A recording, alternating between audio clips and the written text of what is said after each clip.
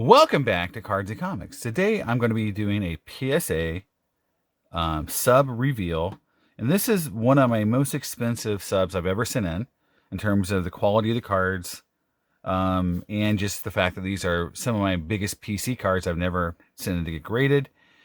So it is very important to me, this order, and I sent 4 orders into PSA, all different levels and different types of cards, and this is the first one to pop because obviously it's the most expensive, so it went in regular. Now I have some more PC cards that are going to go in that are even more expensive that I'll probably have to submit even at a higher level, but I'm selling some cards and doing some things to get the funds to pay for them, and I have that now, so those will be going in probably the next 2 weeks, so that'll be fun.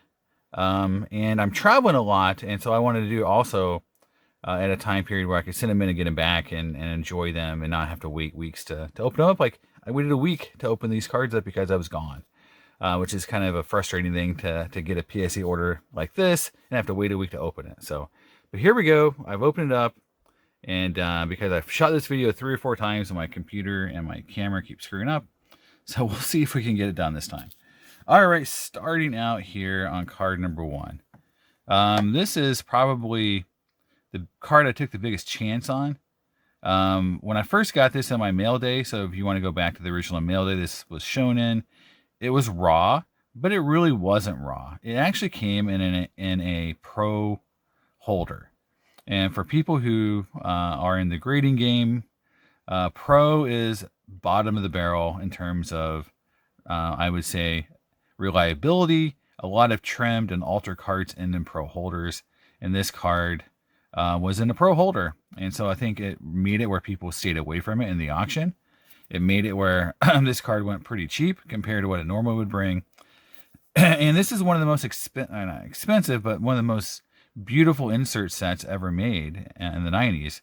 In fact, the Griffey is a holy grail card for the Griffey collectors that would sell put in an 8, probably 5 to 7,000, and a 9, maybe 10,000, and a 10. I don't know. A lot of money, more money than I have. So this card being a Frank Thomas, which is, number 2, I think the Jeter's in the set as well. So it's maybe number 3 in the set, but it's still a very desirable card. People love Frank Thomas, and I think this card is a great card, and I love collecting Thomas cards. So when I saw it come up for auction, I just looked at it, and the reason why I didn't think it was trimmed was this. If you look on the back, if you look at the edges, this kind of card, this kind of foil stock is very tough to trim without leaving some sort of telltale sign. The telltale sign of trimming would be a little curl on the back edge, or like a little, like what I call like almost like a bevel. And that is not prevalent here. The back looks very clean. It's very difficult to trim cards like this without leaving some sort of telltale sign. So to me, the card was just a good card, and it graded an 8. I think that's the grade it probably deserved, so I wasn't disappointed with this card with the grade. Really, I think this card was just, I was just so relieved that it graded, because anytime you send in a card from a pro holder, you're taking a chance that it could come back altered. Even though I thought it was okay and real, it doesn't mean that PSA is. And I've had multiple cards from SGC not get graded because they were altered or trimmed according to PSA. And in some cases, I agreed with their assessment after I looked at the card again. So just because it's an SGC holder or BGS holder doesn't mean the PSA will agree that it's authentic. So this is pro holder, so even more of a risk. So happy to get this card back in an 8. Just a beautiful card. And to me, it's a win to get this card graded at all. So from that perspective, a good result for me on that card. Next up is another card, and probably the only card that I truly feel like maybe I could have got a little bit of a higher grade. But none of the cards are graded what I consider below the floor. Next up is a Peyton Manning 1998 Topps Chrome rookie card, Refractor.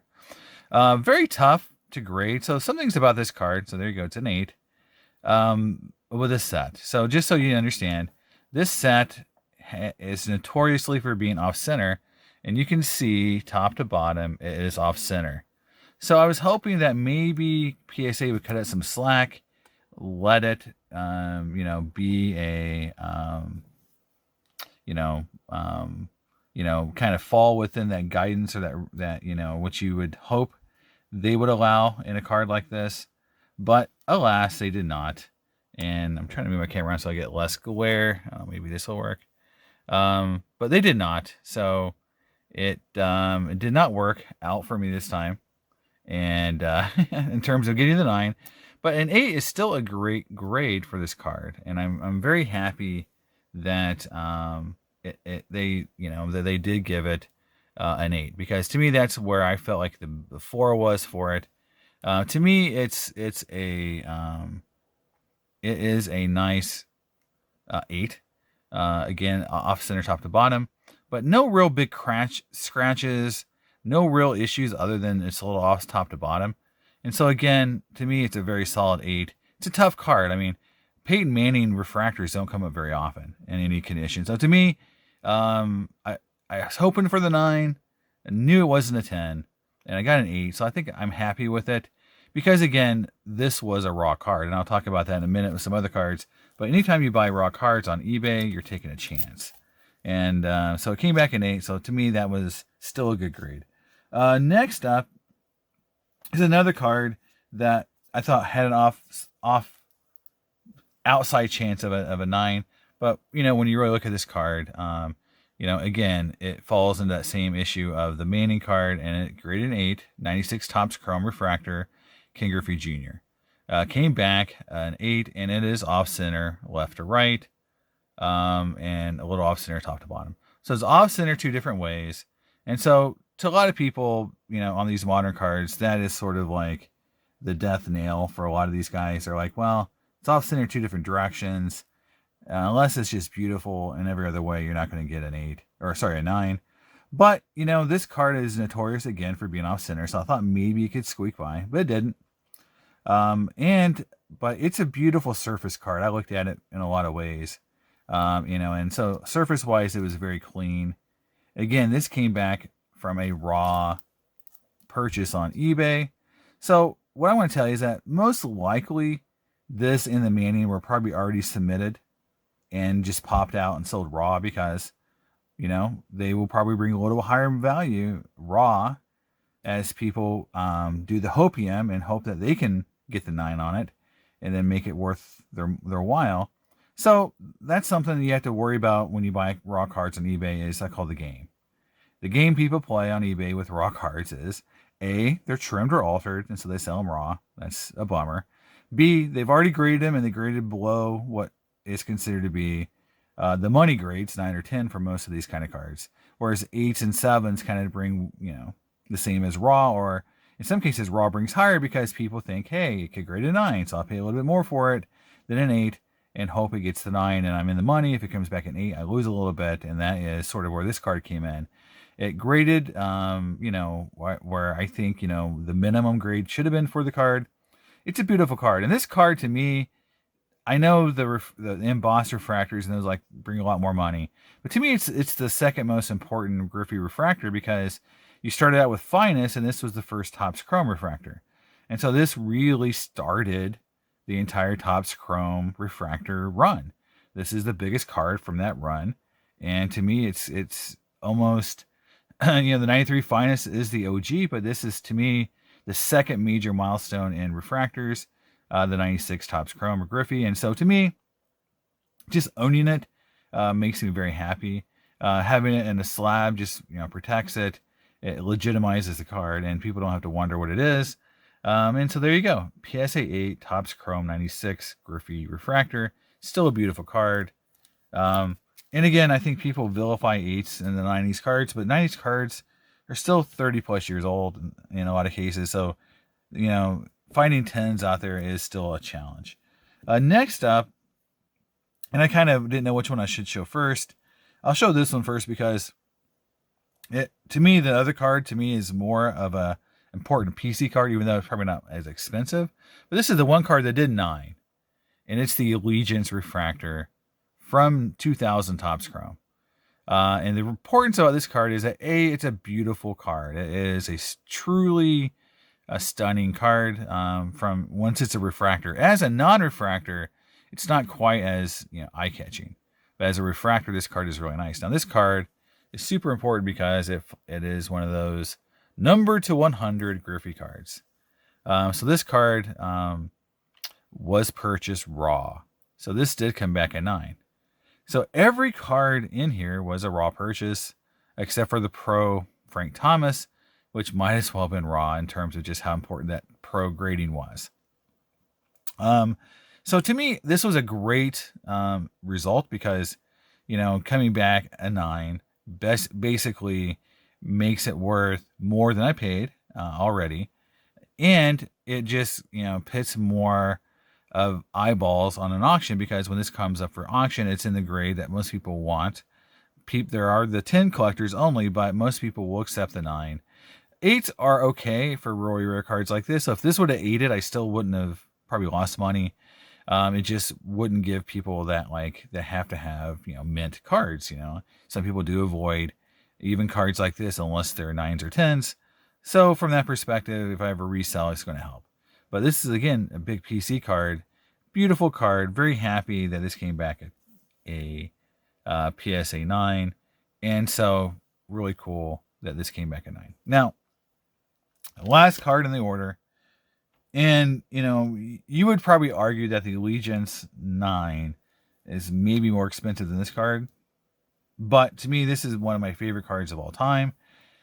Truly a beautiful card. And I think it's a card you saw from my national video. It is the King Griffey Jr. Crusade in a PSA 8. So let's talk about this card for a second. Comparatively to what they sell for today, compared to when I bought it at the National, I overpaid. However, you have to understand, everything I traded for this card, because I didn't pay a single dollar for this card. It was 100% trade. Every card I traded has gone down in value too. So if you take it from that perspective, I probably paid what it's worth today, because every card I traded is now worth less than as this card has gone down a little bit too.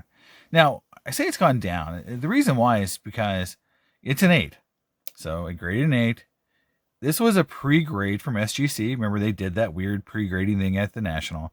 And it was an SGC 8 in the pre-grade, or maybe an 8.5. It was an 8 or 8.5. So from there, I knew it wasn't going to probably gem. It may have 9'd, but odds are it probably wouldn't, right? If you're going to play the odds, you're going to say, well, it's probably going to 8. And it 8'd, but it's still a very, very nice 8. You can see surface-wise, there's nothing major on it. The, centering is hard to judge on these cards, but I don't think centering is a big issue either. If you look on the back, you can see, I think there's a little whiting on one of the tips of the corners. I don't know if my camera will focus or not.